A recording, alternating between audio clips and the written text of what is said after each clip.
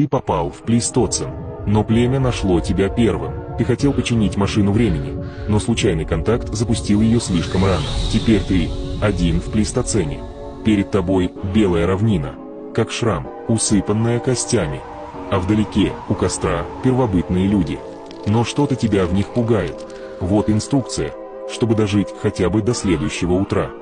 Первое. Не стой на открытом месте. В этих местах живут гигантские хищные птицы.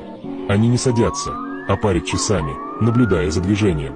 Они ловят добычу, как звери, на инстинктах. Их клювы острые, как лом. Если они заметили тебя, не двигайся, ложись, притворись, что ты уже мертв. Их инстинкты не ошибаются. Второе. Не приближайся к костру. На костре шевелится то, что еще дышит. Они не греются, они обугливают мясо. Но если ты подойдешь слишком близко, они примут тебя за то, что еще не зажарено. Их глаза, без выражений, наблюдают за тобой.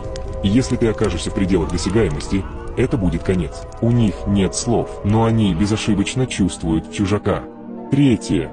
Не пытайся говорить, у них нет языка, только хруст и звуки, которые могут казаться кашлем или воркованием.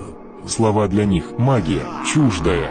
Скажешь что-то, и тебя сразу разрежут, пытаясь понять, откуда исходит этот странный звук. Молчи, пока можешь. Четвертое.